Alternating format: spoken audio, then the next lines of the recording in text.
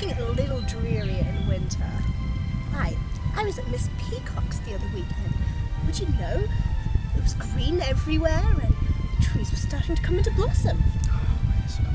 I would have loved to see her tonight, actually. On the subject of Miss Peacock, I was aware that you were going to journey with her tonight. What became of her, may I ask? Well, you were right, but she felt deathly ill. Hasn't left the house in days. How sad, how sad. I do know how she loves to watch me shoot the pheasants on the ground, so she frequents the estate often. I remember this one time, actually. What was that? Well, I do believe, Miss Scarlet, that was a scream. We should make haste. It sounded like it was coming from the manor. Oh, by Jove, what's happening here?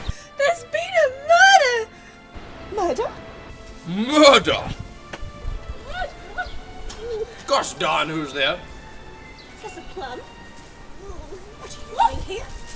I was on the grounds collecting samples for my research as per usual, and I heard a scream. Oh, I do have your permission. Yes, of course. Well, that sounds a bit suspicious, doesn't it? Detective Brown, might I inquire as to what you are doing here? There's a murder I was called to investigate. Now, don't you think we should move away from the body? Somebody should clean it up. I'm not doing it. Butler, perhaps. Black, my good man, come hither. I have a job for you.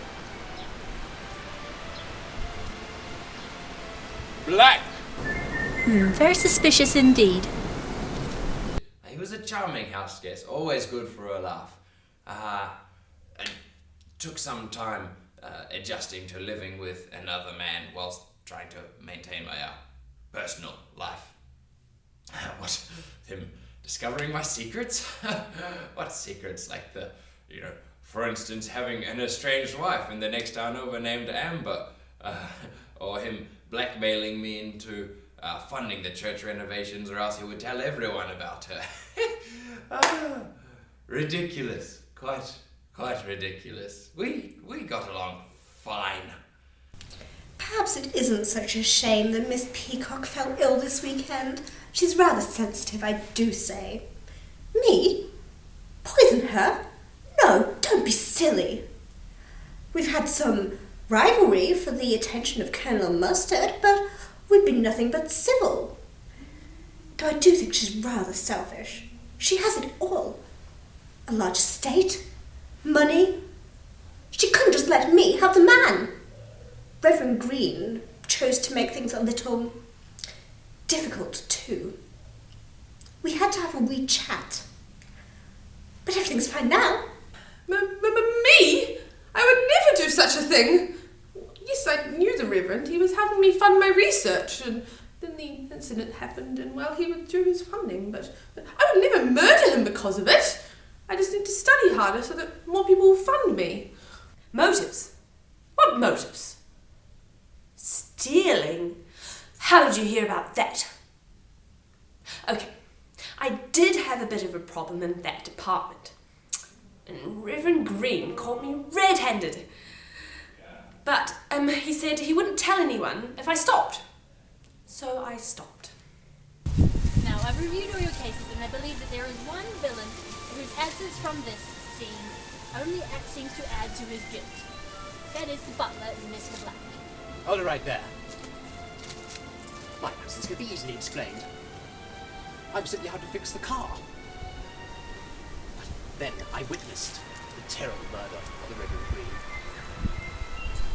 And then I saw some shady character walk off into the woods. So naturally, I followed them. I lost them amongst the trees. I was coming back to the manor to tell you all what happened.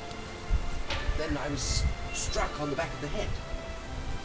It's only recently that I've regained consciousness. That sounds ghastly. Indeed, madam. But I will at least say this. Every single one of you had a motive for murdering Reverend Green. Every single last one of you. Colonel Mustard, the Reverend, knew about your estranged wife, Montanova. And you, Miss Scarlet. The Reverend knew you were only using the Colonel for his money. Professor Plum.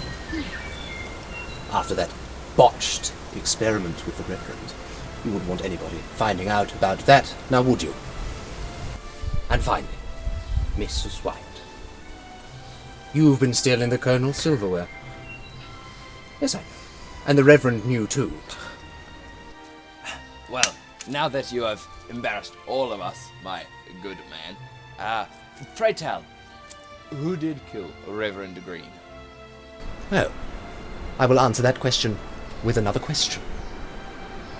Who of you here called the Detective Brown? What you all don't know is that the beloved Detective Sienna Brown has been corrupt for years. She has taken bribes from all sorts of criminals and let them go free. All these dealings took a toll on the detective, and it was in a moment of weakness that she confided in the Reverend. But much to her dismay, the Reverend decided to tell her superiors. Detective Brown can't be investigating the murder. She no longer has a job. Okay, I admit it. I did it. I killed Reverend Green. I trusted him, and he betrayed me. And because of that, I lost everything.